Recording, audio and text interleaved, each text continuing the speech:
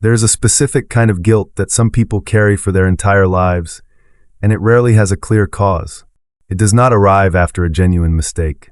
It does not fade once an apology is offered. It simply sits there, low and constant, as though existing in relation to one particular person requires a permanent debt to be paid. You may recognize this feeling even before you understand where it comes from. A phone call you have not returned. A visit you have not made in a few weeks. A boundary you tried to hold for exactly one afternoon before it dissolved. And every single time, you feel as though you have done something wrong. If this sounds familiar, this video is for you. Because this guilt is not a personality flaw. It is not evidence that you are selfish or ungrateful or difficult to love.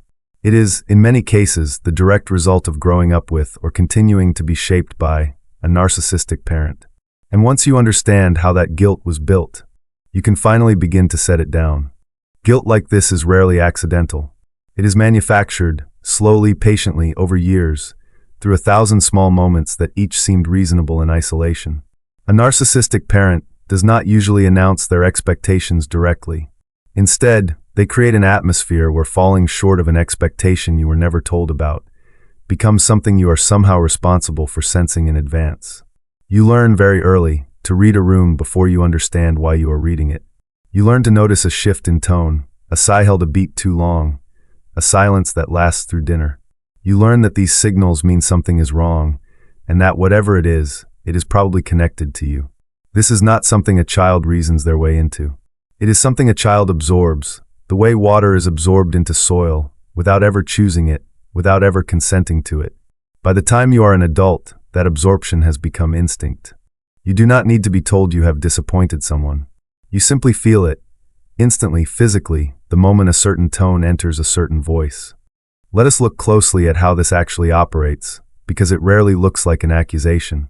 It looks like sorrow. A narcissistic parent will often express disappointment rather than anger. Anger can be challenged. Sorrow cannot. When a parent says, quietly, "I only wanted to see you. I suppose I understand if you are too busy," there is nothing in that sentence you can argue with. It contains no demand you can refuse. And yet it produces exactly the response a demand would produce. You cancel your plans. You show up. You apologize for a visit you were never late for. This is the guilt trip in its purest covert form.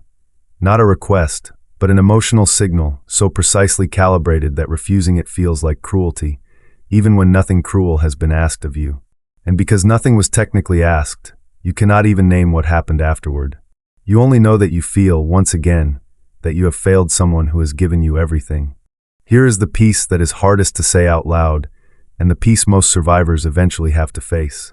In many of these relationships, love was never unconditional. It was a reward, offered generously when you performed the role well, and withdrawn subtly the moment you did not. Praise came when you achieved something that reflected well on the family. Warmth came when you agreed. Approval came when you needed nothing.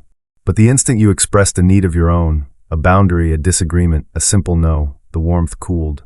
Not dramatically, not with an argument, just quietly, a shorter phone call, a flatter tone, a subtle withdrawal that taught you, more effectively than any lecture could, exactly what love in that household actually cost. You were not loved for who you were. You were loved for how well you managed someone else's emotional weather. And managing weather is exhausting work for a child to be assigned. Every family like this tends to assign roles, and most children in it are cast early, often before they can even speak. Perhaps you became the responsible one, the child who never caused trouble, who anticipated needs before they were spoken, who kept the peace so that no one else had to. Perhaps you became the fixer, quietly repairing whatever tension existed in the room simply by being agreeable, by being calm, by being endlessly available. These roles feel like identity. They do not feel like performance. But that is precisely the danger, because a role assigned in childhood, rehearsed for 20 or 30 years, eventually becomes indistinguishable from who you believe you actually are.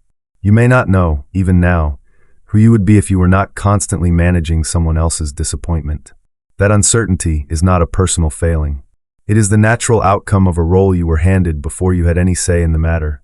If you have ever tried to explain this pattern to the parent creating it, you already know how that conversation goes.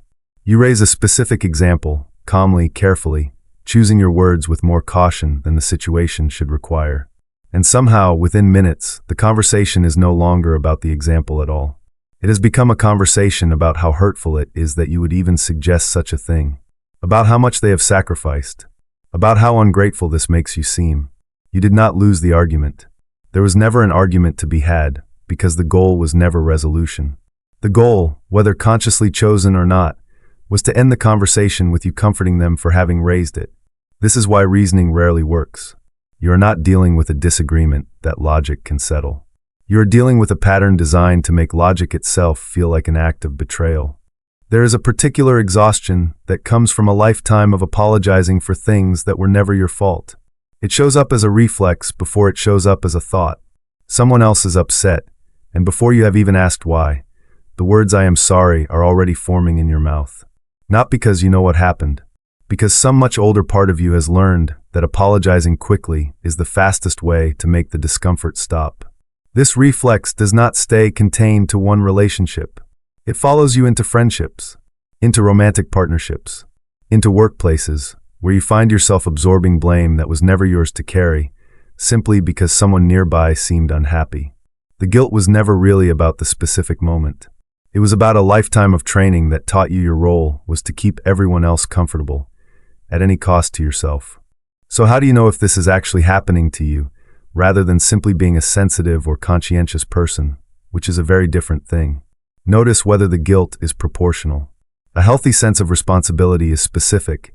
It points to an actual action and fades once that action is addressed. This guilt does not behave that way. It is diffuse. It attaches itself to almost anything. Distance, disagreement, even your own happiness, when that happiness does not seem to include them. Notice, too, whether the guilt seems to serve someone else's comfort more than any genuine repair.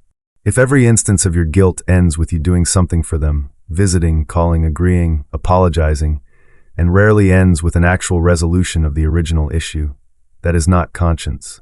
That is control, dressed convincingly as conscience. Recognizing this difference is not an accusation.